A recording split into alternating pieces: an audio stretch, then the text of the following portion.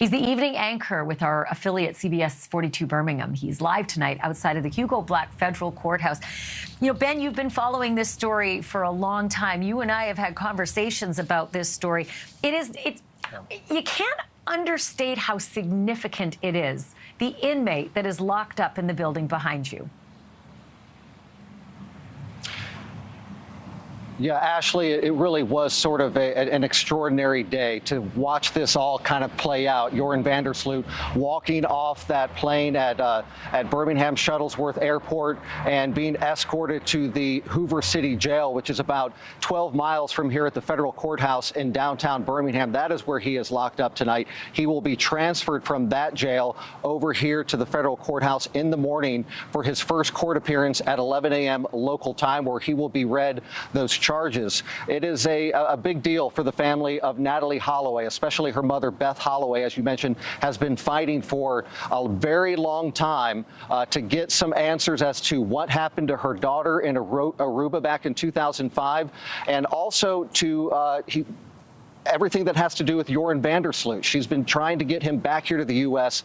to face these charges for a long time. He's in that prison in Peru, or he has been in that prison in Peru for years now on that murder charge. But she's really been working with the Peruvian officials to try to get him back here to face these charges. So as far as it being a big deal, and it's certainly a big deal for the Holloway family and Beth Holloway, she released a statement today saying, "I stand before you today with a heart both heavy with sorrow and yet lifted by a glimmer of hope." So we will see what happens as this all plays out, Ashleigh. I think there's a lot of curiosity as to what this guy could potentially say on the stand once he's under oath. Could he reveal more information about where Natalee Holloway's remains are, or give any sort of more details? We just don't know. As you know, with Joran van der Sloot, he has said a lot over the years and led people down a lot of different paths.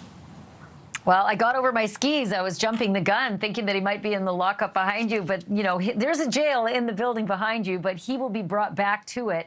And it's the holding facilities, you know, for the actual process when he starts that. So to that point, Ben, give me a bit of a taste of the process itself. Like, when is it going to begin? How long is it going to last? How strong is the actual case that they've been able to amass against him?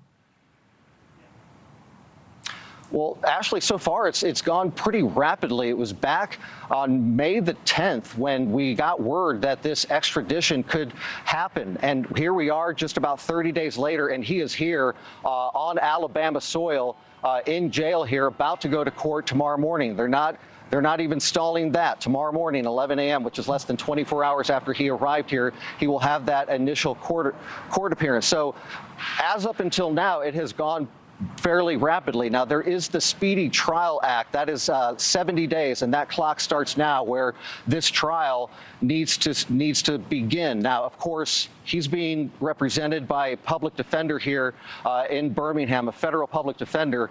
They could request more time potentially to prepare for this trial. But as far as the federal investigators go, Ashleigh, they're ready to go. This was an indictment that was issued years and years ago. They've got all their evidence ready to go. There's no discovery as far as that goes for Joran van der Sloot. Now, on his side, he may request time, like I said, to prepare for this trial, and could potentially extend it. But that 70-day, Speedy Trial Act, there are extensions to that as well. So it remains to be seen. But if we were to stick to that 70 days, we could see a trial begin as early as August.